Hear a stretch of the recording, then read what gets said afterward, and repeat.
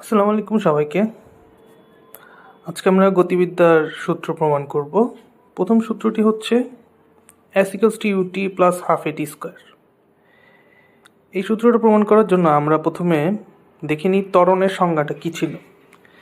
ত্বরণের সংজ্ঞাটা ছিল কি, কোনো বস্তুর বেগের পরিবর্তনের হার, অর্থাৎ একটা বস্তুর বেগ কী হারে বৃদ্ধি পাচ্ছে বা কী হারে হ্রাস পাচ্ছে। আমরা গতিবিদ্যার ক্ষেত্রে একটা জিনিস মাথায় রাখবো আমাদের বোঝার সুবিধার্থে, যখন আমরা হার বলবো সেটা সময়ের সাপেক্ষে হিসাব করে নিব।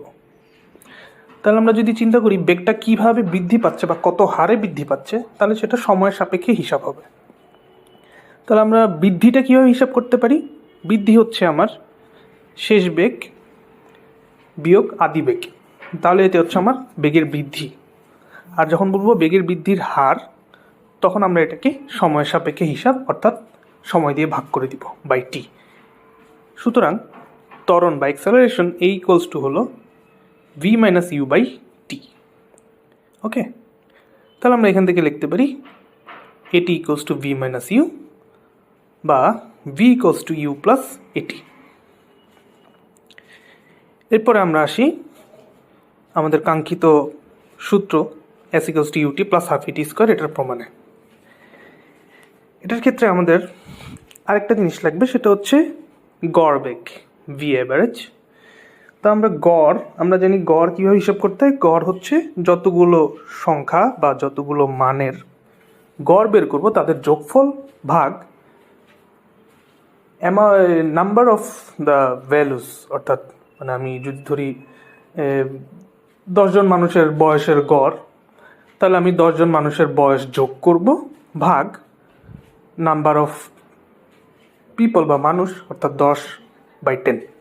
সুতরাং বেগের ক্ষেত্রে আমরা যদি গড় বেগ নেই, ভি অ্যাভারেজ ইকুয়ালস টু, বেগের ক্ষেত্রে আমার আসেই বেগ দুইটা, আদি বেগ এবং শেষ বেগ, তাহলে V plus U by two, দুইটা বেগ নিয়েছি পরে, তাহলে বাই টু। ওকে, তাহলে এবার আসি এস ইকুয়ালস টু কি, আমরা জানি এস ইকুয়ালস টু ভিটি, অর্থাৎ সরণ ইকুয়ালস টু বেগ গুণ সময়, যেটা আমরা হচ্ছে একক থেকেও দেখতে পারি, এম এস ইনভার্স 1 ইন্টু যদি সেকেন্ড বা এস দিয়ে গুণ করি তাহলে মিটার পাবো, অর্থাৎ এস। ওকে, তাহলে S equals to v average into t বা ভিটি। তাহলে আমরা ভি এর মানটা যদি বসাই দিই, u plus v divided by 2 into t. এরপরে আমরা সূত্র যেটা প্রমাণ করতে চাচ্ছি, সেখানে আমরা যদি একটু খেয়াল করি, S equals to U T plus half A T square. এখানে দেখো এস আছে, ইউ আছে, এ আছে, টি আছে, ভি নেই। তার মানে আমাকে ভিটাকে রিপ্লেস করতে হবে। তাহলে আমরা ভি এর মানটা কোথায় পেয়েছিলাম? ত্বরণের সূত্রটাতে পেয়েছিলাম, V equals to U plus A T. তাহলে আমরা এই ভি এর মানটা যদি আমরা এখানে বসাই দিই, তাহলে S equals to U plus A T divided by 2 into T. এটাকে যদি আমরা সলিউশন করে নিয়ে আসি, তাহলে পেয়ে যাবো S equals to U T plus half A T square. ঠিক আছে, তাহলে আমাদের সূত্রটা প্রমাণ হয়ে গেল, S equals to U T plus half A T square. এরপরে দেখো, আমরা যদি V square equals to you square plus 2as এই সূত্রটা প্রমাণ করতে চাই, সেমভাবে এই সূত্রটা দিয়ে খেয়াল করো, এখানে ভি আছে, ইউ আছে, এ আছে, এস আছে, নেই হচ্ছে টি।